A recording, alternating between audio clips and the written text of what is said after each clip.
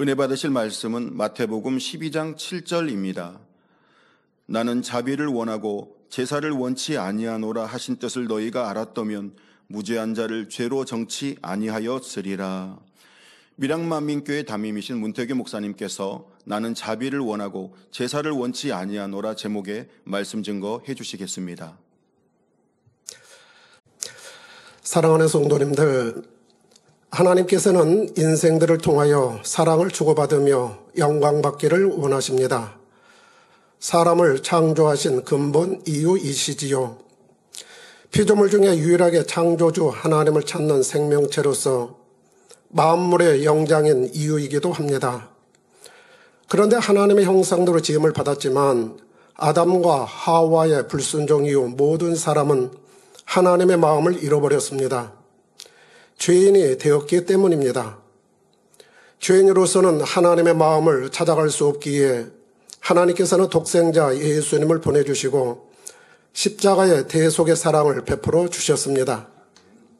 구세주로서 모든 인생들이 하나님의 형상을 찾아갈 수 있도록 길을 열어주신 것이지요. 하나님의 형상을 회복한 만큼 천국에서 하나님과 교감하며 사랑을 영원토록 주고받을 수 있게 하셨습니다. 아이, 청년, 아비의 마음이 다르듯 그 깊이에 따라 교감의 정도가 달라지는 것이고요. 사람에게 주어진 경작의 시간이 중요한 이유입니다. 그러하기에 예수님께서는 사역의 모든 포커스로 인생들이 하나님의 마음을 찾을 수 있도록 다양하게 말씀해 주셨습니다. 그 모든 내용을 조합하면 아버지 하나님의 사랑이지요. 예수님께서 이 땅에 영원토록 가르쳐 주실 수 없기에 알아가는 것에나 깨달아가는 것에 부족하지 않도록 성령의 도우심을 입을 수 있도록 해 주셨습니다. 오늘 본문은 예수님께서 사역하시던 중 제자들과 바리새인들을 향하여 해 주신 말씀입니다. 나는 자비를 원하고 제사를 원치 아니하노라. 오늘은 이 말씀의 의미를 찾아가 보려고 합니다. 오늘날 우리들에게도 당부해 주시는 말씀이기 때문입니다. 제사는 구약시대에 하나님께 드리는 의식입니다. 신약시대에서는 예배이지요. 하나님을 경배하는 의식이자 하나님께로 나아가는 예식입니다. 하나님을 믿는 사람이라면 하나님께서 정하신 제사를 드립니다. 예배하지요. 몸과 마음, 재물, 예물을 드리고 소원을 올려드립니다. 그리하여 하나님께로부터 응답과 축복을 받기도 하고 죄사함의 은혜를 입기도 합니다. 구약에 보면 하나님께서는 아브라함의 제사를 기뻐 받으시고 축복해 주신 여러 장면들이 있습니다. 사무엘 선지자나 엘리야 선지자의 제사를 기뻐하시고 응답해 주셨으며 하나님의 영광을 나타내기도 하셨습니다. 신약성경 요한복음 4장 23절 후반절에 보면 예수님께서는 예배하는 자들을 찾으신다고도 하셨고 예배하는 자들은 신령과 진정으로 예배하라고 권면도 해 주셨습니다. 그런데 본문에 보면 예수님께서 나는 제사를 원치 아니하노라 하신 것입니다. 대신 자비를 원하신다 하셨지요. 왜 이와 같은 말씀을 하셨을까를 함께 살펴보면서 은혜를 나누고자 합니다. 예수님께서 말씀하신 당시의 상황을 알면 이해하는 데 도움이 됩니다. 사건 현장으로 들어가 보겠습니다. 사연은 이렇습니다. 그날은 안식일이었습니다. 예수님을 따라다니던 제자들은 밀밭 사이를 걷던 중 시장하여 이삭을 잘라먹은 일이 있었습니다. 이를 본 사람들이 있었지요. 바리새인들이었습니다. 그들은 예수님께 말합니다. 당신의 제자들이 안식일에 못할 일을 하나이다라며 안식일에 해서는 안 되는 일을 했다고 하는 것입니다. 마음이 불편하였고 정죄한 것입니다. 제자들은 이 말을 들었을 때 죄송하고 민망했을 것 같습니다. 모세를 통해 주신 하나님의 율법을 어겼다고 스승에게 이르고 있으니 말입니다. 제자들도 바리새인들도 예수님의 반응을 기다렸습니다. 궁금했겠지요. 잠시 정적이 흐른 후 예수님은 그에 대한 답을 주셨습니다. 두 가지 사건을 비유로 들어 아버지 하나님의 마음을 알려주셨지요. 첫 번째는 먹는 음식이었습니다. 다윗이 일행과 함께 제사장만이 먹을 수 있는 진설병을 먹은 일을 예로 들어주셨습니다. 진설병은 하나님께 제사 드릴 때 제단에 올려드리는 떡으로서 일반인들은 먹지 못하고 제사장만이 먹을 수 있는 제물입니다. 구약에 능통한 바리새인 정도면 그 내용을 알고 있을 것이니 편하게 비유를 들어 깨우침을 주고자 하셨지요. 구약성경 사무엘상 21장에 보면 이 일의 배경은 이렇습니다. 다윗은 자신을 죽이려는 사울 왕을 피해 따르는 자들과 함께 도망다니고 있었습니다. 놉당이라는 곳에 이르렀을 때 다윗은 배고파하는 일행을 위해 제사장인 아히멜렉에게 먹을 것을 요청하지요. 이때 아히멜렉은 일반으로 먹는 음식은 없지만 제사장만이 먹을 수 있는 진설병은 있다고 말합니다. 그러면서 일행이 여자를 가까이 한 일이 없다면 줄 수 있다 하지요. 제사장은 그런 일이 없음을 듣고는 그들에게 진설병을 내어 주었습니다. 배고파하는 그들의 상황에서 적용한 기준이 달랐던 것입니다. 예수님께서는 이 예를 들면서 사람과 음식에서 무엇이 우선하는지를 알려주신 것이지요. 율법은 지켜야 하되 안식일을 정하신 하나님의 사랑을 적용하면 어떠한지를 보여주는 예였습니다. 이어 두 번째로 언급해 주신 것은 안식일에 일을 했다는 부분이었습니다. 바리새인들은 제자들이 이삭을 잘라 먹은 일을 가지고 안식일에 일을 한 것이라고 정죄했습니다. 장로 유전에 근거한 것이었지요. 장로 유전은 조상들로부터 전해져 내려오는 것으로서 모세의 율법을 지키기 위해 구체적으로 정해놓은 규칙들이 있었습니다. 안식일도 마찬가지였습니다. 아무 일도 하지 말라 하시니 노동이라고 생각되는 부분을 금하고 있었습니다. 예를 들면 불을 피우고 음식을 하는 행위, 물건을 옮기거나 운반하는 행위, 이동거리를 제한하는 등 금하는 것들이 있었기 때문입니다. 이에 예수님께서는 안식일에도 일을 했던 제사장들의 예를 들어주십니다. 마태복음 12장 5절에 안식일에 제사장들이 성전 안에서 안식을 범하여도 죄가 없음을 너희가 율법에서 읽지 못하였느냐 하신 것이지요. 제사장들은 안식일에도 성전 안에서 일을 했습니다. 즉 제사를 지낼 때 성전에서 짐승을 잡거나 곡식을 태웠지요. 하지만 이것을 노동이라 하지는 않았습니다. 이와 마찬가지로 안식일의 주인이신 주님 안에서 생명을 살리기 위해 하는 일은 안식일을 범하는 것이 아님을 예수님께서 깨우쳐 주신 것이지요. 그런데 바리새인들은 장로의 유전이 옳다는 생각으로 치중하다 보니 안식일에 담긴 하나님의 마음과 사랑을 깨닫지 못하고 있었던 것입니다. 사람이 안식일을 위해 있는 것이 아니요 안식일이 사람을 위해 있음을 놓치고 있는 것입니다. 예수님께서는 안타까운 마음으로 한마디 더 언급을 하십니다. 내가 너에게 이르노니 성전보다 더 큰 이가 여기 있느니라 하시고 인자는 안식일의 주인이라 하셨지요.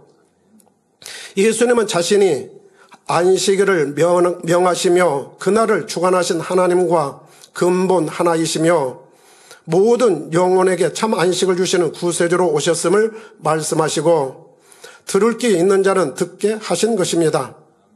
말씀과 선한 행함, 사람이 할 수 없는 기사와 표적들을 퍼즐 맞추듯 맞추면 예수님이 어떠한 분이신지를 능히 깨우칠 수 있기 때문이었습니다. 요한복음 9장에 나오는 소경된 사람이 치료받은 후 그랬습니다. 예수님께서는 안식일이었지만 소경의 눈을 뜨게 해주셨습니다. 이 일로 바리새인 중에 쟁론이 벌어지기도 했습니다. 안식일을 지키지 아니하니 하나님께로서 온 자가 아니라고 하는 사람이 있는가 하면 어떤 이는 죄인으로서 어떻게 이러한 표적을 행하겠느냐라고 했지요. 반면 소경되었던 자는 예수님에 대하여 어떠한 분인지를 느꼈습니다. 바리새인들이 그에게 너는 그를 곧 예수님을 어떠한 사람이라 하느냐 했을 때 선지자니이다 라고 말하고는 거듭 질문하는 그들에게 의아해 하는 반응을 보이기까지 했습니다. 요한복음 9장 30절에서 33절에 보면 이상하다. 이 사람이 곧 예수님이 내 눈을 뜨게 하였으되 당신들이 그가 어디서 왔는지 알지 못하는도다. 하나님이 죄인을 듣지 아니하시고 경건하여 그의 뜻대로 행하는 자는 들으시는 줄을 우리가 아나이다. 창세 이후로 소경으로 난 자의 눈을 뜨게 하였다함을 듣지 못하였으니 이 사람이 하나님께로부터 오지 아니하였으면 아무 일도 할 수 없으리이다. 자신이 체험하면서 마음에 오는 대로 하는 고백이었습니다. 바리새인들은 자신들이 질문을 했고 답을 들었으면 관련하여 대화를 이어가야 할 것 같은데 그리하지 않습니다. 오히려 제 가운데 나서 우리를 가르치느냐며 쫓아내었지요. 바리새인들이 놓치고 있는 부분을 아시겠는지요? 자신들이 원하는 답을 듣지 못하면 더 이상 들으려 하지 않습니다. 악감정이 있으니 더 악을 행하려 하지요. 성도님들, 대화는요, 자기가 가지고 있는 의견을 상대에게 주장하거나 강요, 고집하는 것이 아닙니다. 대화를 통해 몰랐던 것을 서로 알아가기도 하고 같은 목표를 이루기 위해 더 좋은 방법을 찾아가는 시간이기도 합니다. 그러다 보면 더 좋은 방향에서 결과물을 얻을 수도 있고 좀 부족하지만 한 발씩 양보하여 조화를 이루는 묘수를 찾아 운영의 묘를 살리기도 합니다. 대화와 협의는 서로 존중하는 마음일 때 열린 마음이 되어 좋은 결과를 얻게 되지요. 일방적인 대화는 대화가 아닙니다. 주장이고 고집이라 할 수 있지요. 바리새인들과 소경되었던 자의 차이는 선입견에서도 있었다 싶습니다. 이미 예수님에 대하여 안 좋은 선입견이 있었던 바리새인들은 사사건건 트집을 잡았고 밉다 못해 해를 가하려고까지 했습니다. 반면 소경되었던 자는 선입견이 없으니 순수한 마음에서 예수님의 행함을 보고 하나님의 마음을 느낄 수 있었습니다. 일반적으로 사람들은 선입견들을 가지고 있습니다. 그에 따라 스치는 생각이나 언어, 행동들이 달라지지요. 어제와 오늘은 분명 달라졌을 수도 있는데 어제의 모습을 생각하면서 대하는 것입니다. 긍정적이며 미래지향적인 사람은 그렇지 않습니다. 어제 일은 어제까지 있었던 것이고 오늘은 다시 믿음과 소망으로 새롭게 바라보면서 대하게 되지요. 어떤 사람에게 별로 좋아하지 않는 사람에 대한 선입견이 있다고 가정을 해보겠습니다. 자기가 가지고 있는 감정을 억제하지 못하면 자꾸 주변 사람들에게 그 내용을 흘립니다. 좋지 않은 느낌을 심어주는 것이지요. 이리 되면 들었던 상대는 그로 인해 생긴 선입견이 해소되지 않는 이상 고통을 받습니다. 지배하지 못하면 그 생각이 떠오르게 되니까요. 특히 판단하는 말이거나 진실하지 못하고 그 진실치 못한 이와 같은 모습 속에서 나오는 거짓말이 더욱 그렇습니다. 그런데도 말하는 사람은 육의 속성에 가려 있어 상대에게 안 좋은 영향을 끼치면서도 모르는 것이 문제입니다. 바리새인들이 그랬습니다. 예수님께서 아무리 선한 말을 하여도 이미 안 좋은 선입견이 작용하니 들으려 하지 않습니다. 배척하기만 했지요. 고통입니다. 예수님께서는 마태복음 23장 3절에 이렇게 말씀하시지요.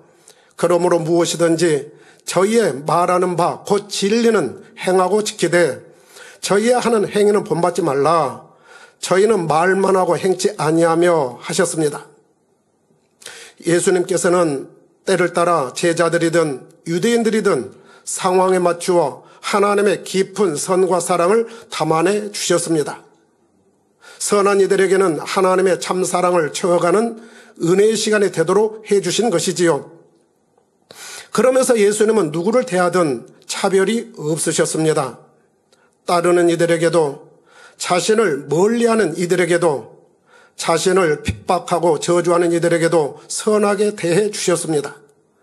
어찌하든 하나님의 온전하신 사랑을 심어주고자 하셨지요. 어떤 이들에게는 자신을 발견할 수 있도록 해주셨고 어떤 이들에게는 죄악을 깨우치며 회개하여 변화받도록 해주셨습니다. 매사에 모든 사람에게 편견 없이 그리 하셨지요. 그런데 편견에 눈이 가려진 어리석은 바리새인들은 이후로도 예수님을 정죄하기에 바쁩니다. 예수님께서 회당에 들어가셨을 때의 일입니다. 모인 사람들 중에 손마른 사람이 있었습니다. 바리새인들은 이때도 예수님에게 한마디 합니다. 안식일에 병 고치는 것이 옳으니까? 바리새인들은 알았습니다. 그들도 알았습니다. 안식일이지만 정황상 예수님은 병자를 고쳐줄 성품을 알고 있었던 것이지요. 그러면서 이를 이용하여 예수님을 어려움에 빠뜨리고자 하는 것입니다. 그들은 안식일을 잘 지키는 것처럼 말하고 있지만 여전히 안식일의 개념을 알지 못하고 나오는 행동이었습니다. 예수님의 행함에서 나오는 하나님의 자비의 마음을 볼 수 없으니 말입니다. 예수님은 이들의 속내를 아시지만 그들 안에 있는 선한 마음을 터치하듯 잔잔한 어조로 말씀하십니다. 너희 중에 어느 사람이 양 한 마리가 있어 안식일에 구덩이에 빠졌으면 붙잡아내지 않겠느냐? 사람이 양보다 얼마나 더 귀하냐? 그러므로 안식일에 선을 행하는 것이 옳으니라 하시며 그들의 마음을 터치하신 것입니다. 그들의 일상에서 일어나는 일이기에 쉽게 알아들을 만한 비유였습니다. 그리고는 손마른 사람을 고쳐주셨습니다. 이쯤 되면 웬만한 사람이라면 자신이 하고 있는 생각이, 자신이 하고 있는 행동이 과연 옳은가를 점검해 보아야 되지 않을까요? 그러나 그들은 그러지 않았습니다. 14절에 보니 바리새인들이 나가서 어떻게 하여 예수를 죽일고 의논하였다 했습니다. 하나님의 마음을 찾아갈 수 있는 좋은 기회를 놓치고 있습니다. 양보다 더 귀한 손마른 사람의 어려움을 해결해 주신 예수님의 자비하고는 거리가 먼 행동만 하고 있지요. 자비 없는 그들의 모습은 계속해서 나타납니다. 마태복음 12장 22절 이하에 보면 예수님께서 귀신 들려 눈 멀고 벙어리 된 자를 고쳐주신 일이 있었습니다. 주변에 있었던 무리들은 놀라움을 금치 못했지요. 그런데 바리새인들의 생각은 엉뚱한 방향으로 갑니다. 귀신의 왕 바알세불을 힘입어 귀신을 쫓아냈다며 폄하하는 발언이었습니다. 그러자 예수님은 이를 계기로 영의 세계에도 질서가 있음을 깨우쳐 주십니다. 마태복음 12장 25절 26절에 보면 예수께서 저희 생각을 아시고 가라사대 스스로 분쟁하는 나라마다 황폐하여질 것이요 스스로 분쟁하는 동네나 집마다 서지 못하리라. 사단이 만일 사단을 쫓아내면 스스로 분쟁하는 것이니 그리하고야 저의 나라가 어떻게 서겠느냐 하시고 28절에 내가 하나님의 성령을 힘입어 귀신을 쫓아내는 것이면 하나님의 나라가 이미 너에게 임하였느니라 하셨습니다. 귀신의 세계, 악한 영의 세계에도 질서가 있어 분쟁하지 않는다는 것입니다. 바알세불이 자기의 뜻대로 하고 있는 귀신을 쫓아낼 리 없다는 것이지요. 그리고 악한 영에 속한 귀신을 쫓아냈다면 빛이신 하나님의 성령을 힘입어서 한 것이니 하나님의 나라가 이미 임하였다는 것입니다. 어떤 조직이든 질서 없이 돌아가는 것은 없습니다. 질서는 하나님께서 세우셨습니다. 그러하게 질서가 잘 지켜질 때 하나님의 나라가 유기적으로 잘 돌아갈 수 있습니다. 바로 서는 것이고요. 그런데 바리새인들은 이러한 원칙 또한도 깨닫지 못하고 있었습니다. 자신들의 유익에 치우치게 되니 나타나는 현상입니다. 원수마귀 사단은 어찌하든 질서를 무너뜨리려 합니다. 사람들이 이해하기보다 오해하도록 하고 상대의 유익을 구하기보다 자신의 유익을 구하면서 질서를 어기며 분쟁하도록 하는 것이지요. 그러면서 자기가 설정해 놓은 기준과 옳다는 시각에서 벗어나려 하지 않습니다. 서기관들과 대제사장, 바리새인들과 매 한 가지입니다. 이들은 하나님의 나라보다 자신들을 위하는 마음이 앞섰고 그것을 사단이 배후에서 역사하고 있음에도 모르고 있었습니다. 그러니 하나님의 역사를 귀신의 왕의 역사로 둔갑시켰고요. 그 속성이 강하니 하나님의 나라를 회방하는 일에도 조금도 거리낌이 없었습니다. 육으로 난 것은 육이었습니다. 예수님은 마태복음 12장 30절에서 나와 함께 아니하는 자는 나를 반대하는 자요 나와 함께 모으지 아니하는 자는 해치는 자니라 하셨습니다. 하나님의 나라는 질서요 화평입니다. 질서만 잘 유지되어도 조직에서 큰 힘이 됩니다. 그러하기에 하나님께서는 하나님의 나라와 의를 이루고자 힘쓰고 애쓰는 이들을 결코 외면하지 않으십니다.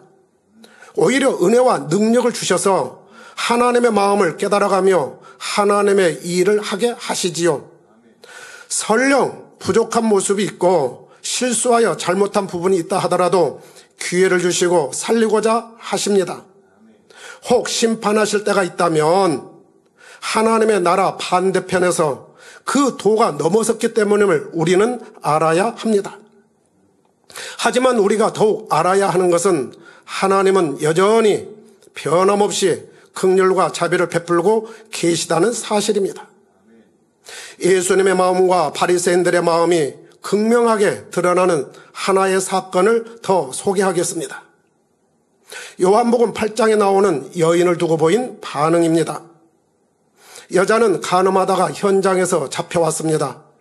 서기관들과 바리새인들은 이 여자를 예수님 앞에 세우고는 질문합니다. 여자가 간음하다가 현장에서 잡혔는데 율법에서는 이러한 자를 돌로 치라 명하였습니다. 선생은 어떻게 하겠습니까? 는 질문이었지요. 이들은 율법에서 명한 방법까지 구체적으로 언급하면서 송사를 하고 있습니다. 율법대로 돌로 치라 하면 여자는 죽습니다. 원수도 사랑하라고 가르치셨던 예수님의 권위도 무너질 수 있지요. 여자는 더 이상 회복의 기여조차 얻지를 못하게 됩니다. 살려주라 하면 예수님이 율법을 어기게 한 자라며 공표하고 없애려고 할 것입니다. 그들이 하는 질문의 의도는 어찌하든 예수님을 공궁에 빠뜨리고자 하는 것이었습니다. 주변 사람들은 예수님의 입만 주목했겠지요. 그런데 예수님께서는 손가락으로 땅에 무엇인가를 쓰시고는 죄 없는 자가 돌로 치라 말씀하셨습니다. 그들의 마음과 행위들을 정확히 알고 있었던 예수님께서는 그들의 죄목을 땅에 쓰셨던 것입니다. 그러자 그들은 말문이 막히고 말았습니다. 양심의 가책을 받으니 던지려고 했던 돌을 하나씩 내려놓고 모두가 다 사라졌습니다. 예수님의 자비로부터 나오는 모두를 살리시는 지혜가 발휘된 순간이었습니다. 그리고 예수님께서는 두려움에 떨고 있던 여자에게 포근한 사랑의 마음으로 다가가십니다. 나도 너를 정죄하지 아니하노니 가서 다시는 죄를 범치 말라 하시지요. 여기서 예수님과 서기관 바리새인들과의 차이는 무엇이었습니까? 하나님께서 인간 경작을 하시면서 품으셨던 자비의 마음이 있고 없고의 차이였습니다.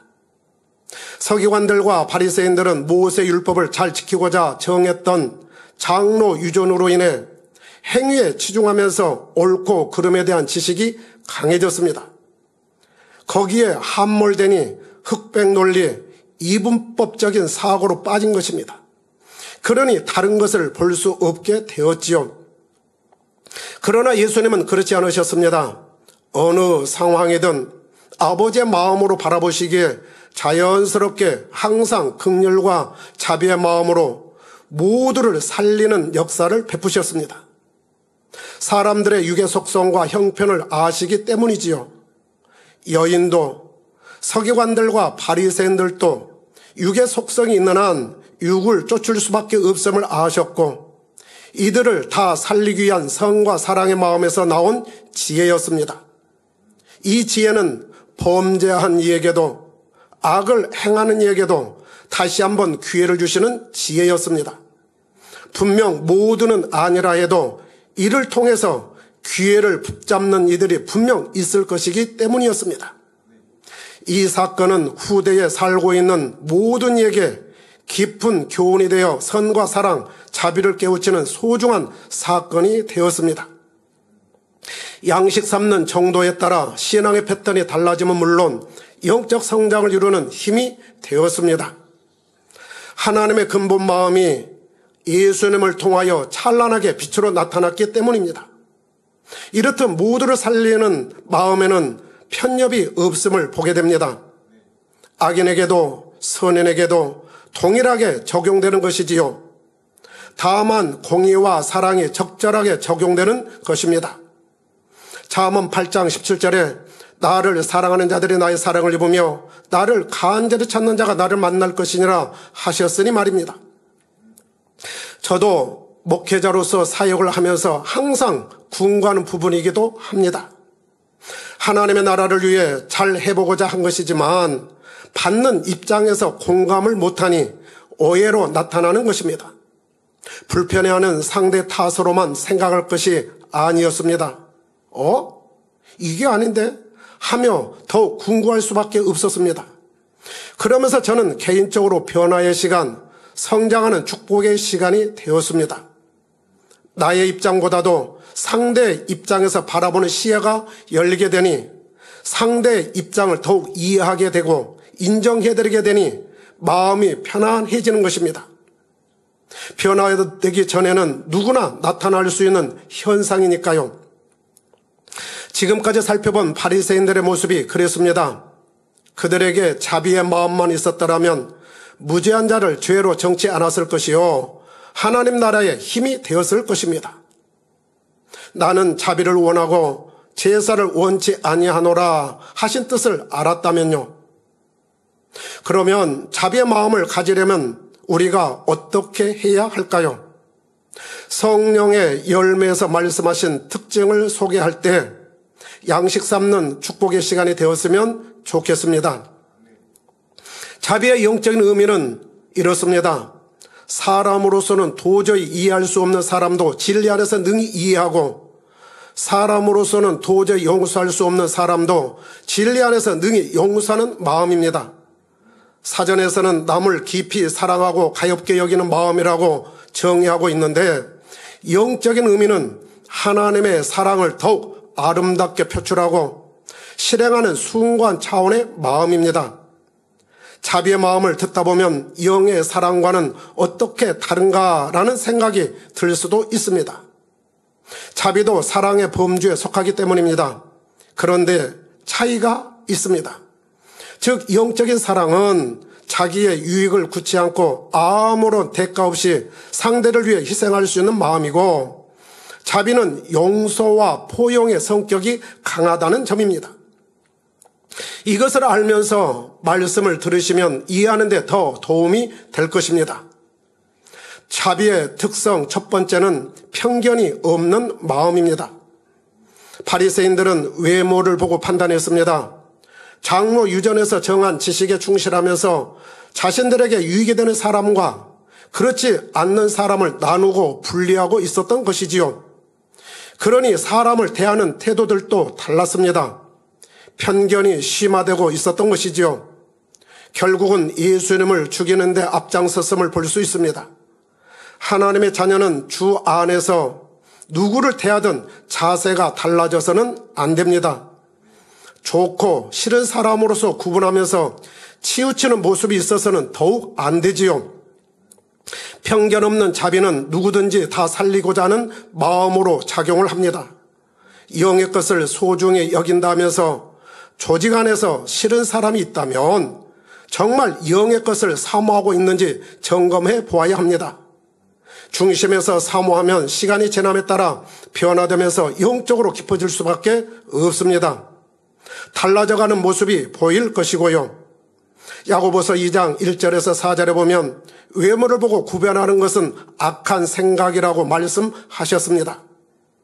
사람을 외모로 취하지 말라.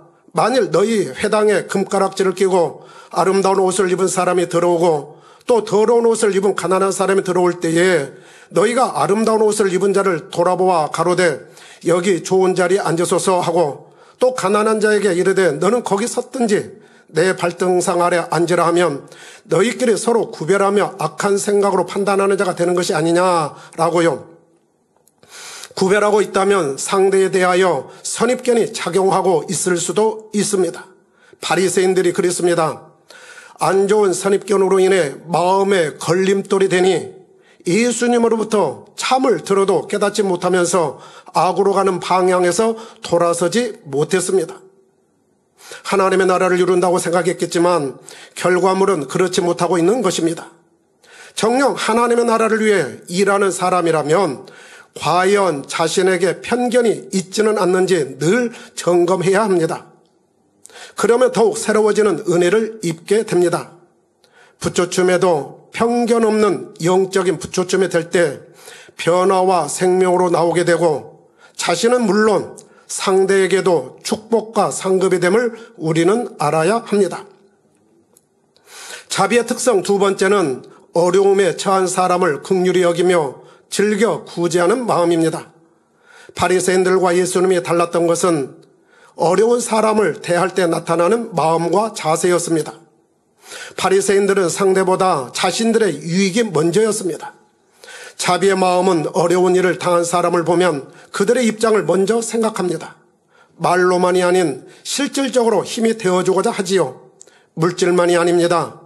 자신이 가지고 있는 재능을 나누어주기도 하고 정신적으로 힘들어하는 사람이 있으면 함께 고통을 나누고자 합니다. 지옥에 갈 영혼이라면 어찌하든 구원의 길로 인도하기 위해 마음쓰게 되지요. 자비의 특성 세 번째는 상대를 함부로 지적하지 않는 마음입니다. 바리새인들은 자기의 생각, 지식에 맞지 않으면 자신의 의분에 못 이겨 쉽게 상대를 지적하거나 책망하는 말투였습니다.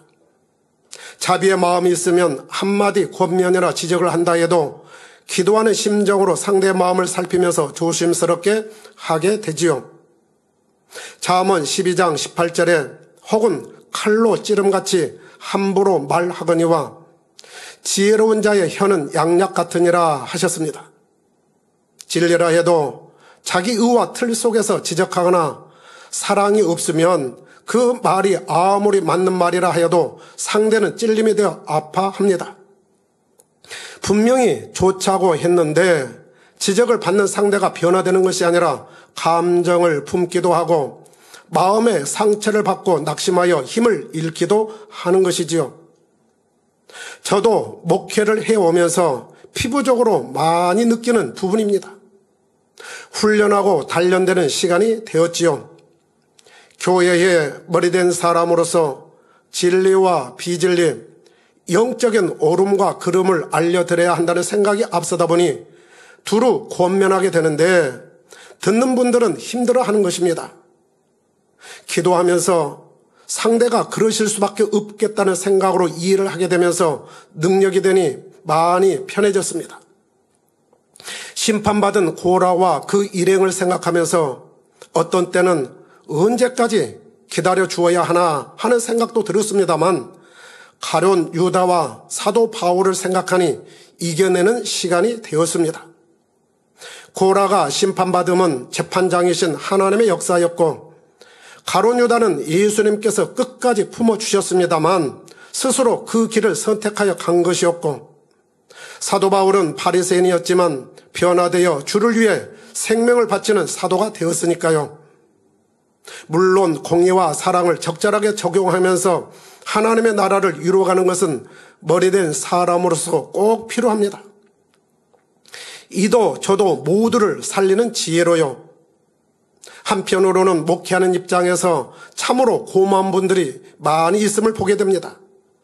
권면해주면 변화로 나오는 분들이지요. 어떤 성도님은 아멘 하면서 그때마다 충성합니다. 그리고는 네 그렇게 하겠습니다 하시지요. 그러니 함께 충만함이 업이 되는 것을 볼 수 있습니다. 어떤 분은 바로 아멘하지 못하다가도 기도하면서 깨우치셨다며 다가오시는 분을 뵈면 얼마나 기쁜지 모릅니다. 힘이 되지요. 또한 어떤 분은 말은 없지만 소리 없이 달라져가는 모습에 감사하고요. 안타까운 것은 성도님들 중 연단받는 시간이 길어질 때입니다.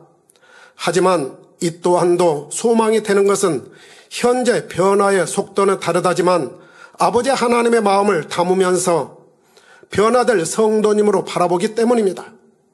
그 방향성을 바라보면 마음이 편안해지지요. 그러면서 제가 깨우치며 능력이 되고 축복이 된 것은 이것이었습니다. 누구든 변화되기 전에는 육이 있으면 그 속성이 나타나는 때들이 있다는 것입니다. 그리할 때 그 환경을 이해하는 것입니다. 그리할 수밖에 없었음을 이해하고 인정을 해드리는 것이지요. 그러니 기도이든 기다림이든 권면이든 때를 따라 방향을 잡아주면서 되겠다는 이 마음에 여유가 생기는 것입니다. 욥이 변화되었던 것처럼 얼마든지 변화될 분이라는 소망을 갖는 것이지요. 단 가룟 유다나 고라와 같은 사람이 없기를 바라는 마음은 늘 있는 것이고요. 이 부분에서도 우리가 알아야 할 것이 있습니다. 욥은요, 하나님의 마음을 찾아가는 연단의 시간이었습니다. 그런 반면에 가룟 유다와 고라는 하나님의 나라와 상관없이 자기들의 육의 속성을 채워가는 시간이었다는 것입니다. 시간의 흐름의 방향이 달랐던 것이지요. 그러니 결과도 달라진 것입니다. 자비의 특성 세 번째는 상대를 넉넉히 이해함으로 함부로 지적하지 않는 마음이라 했습니다. 자비의 특성 네 번째는 모든 사람에게 관대한 마음입니다. 세상 사람들은 자기를 좋아하는 사람들에게는 너그럽습니다. 자기를 좋아하는 사람들에게는 자기 것을 기꺼이 내어줄 수도 있습니다. 그런데 예수님께서 하나님의 마음을 찾아가는 우리에게 원하시는 것은 이렇습니다. 누가복음 6장 32절에 너희가 만일 너희를 사랑하는 자를 사랑하면 칭찬받을 것이 무엇이뇨? 죄인들도 사랑하는 자를 사랑하느니라. 35절 36절에서는 이렇게 말씀하십니다. 원수를 사랑하라 하시고 선대하라 하시고 은혜를 모르는 자와 악한 자에게도 아버지의 자비하심 같이 자비하라 하십니다. 그리할 때 주어지는 상이 클 것이니 마땅히 선한 사람뿐만 아니라 악한 사람에게도 그리하라 하십니다. 스데반 집사는 악한 자들이 던지는 돌에 맞아 죽어가면서도 주여 이 죄를 저들에게 돌리지 마옵소서 하였습니다. 자신을 죽이는 자들을 미워하거나 원수를 갚아달라고 하지 않았지요. 오히려 용서와 사랑의 중보기도를 올렸던 것입니다. 원수도 사랑하고 미워하는 자를 선대하라 하니 갑자기 혹 마음이 무거워지시는 분이 계신지요? 성결을 사모한다면, 참 자녀가 되기를 원한다면 반드시 이 땅에서 하나님의 자녀로서 이루어야 할 사랑의 덕목입니다. 이 과정을 통과해야만 성결과 궁극적으로는 새 예루살렘을 갈 수 있는 자격을 얻게 되는 것입니다. 성도님들, 혹여 자신의 마음에서 싫고 걸리는 사람이 있는지요? 안 됩니다. 미운 사람은요, 이 또한 안 됩니다. 마주치는 순간 싫은 사람이 혹 든다면 이것 또한도 악에서 나오는 것임을 알아야 합니다. 외면하고 싶다, 안 보고 싶다, 멀더라도 차라리 돌아가고 싶다, 이 또한도 안 됩니다. 곧 악에서 나오는 것이기 때문에 그렇습니다. 또한 보는 순간 가슴에 뭔가 턱 하고 받치는 것이 있습니까? 이 또한도 미움의 속성에서 나오는 것임을 우리는 알아야 합니다. 미움이 아직 남아있다는 반증이지요. 마음도 그만큼 좁아져 있고요. 우리는 달라질 수 있습니다. 능히 자비, 사랑의 마음으로 덧입어 갈 수 있습니다. 자신이 1만 달란트 빚을 탕감받았다고 중심에서 생각하면 달라집니다. 자기에게 100데나리온 빚진 자에게 관대해질 수밖에 없지요. 동병상련이란 말이 있습니다. 자신이 거쳐왔기에 아파하는 사람을 보면 그 아픔을 이해합니다. 품어줄 수 있습니다. 혹 드러나는 잘못이 있다 하더라도 정죄가 아니라 긍휼과 자비의 마음이 먼저 작용합니다.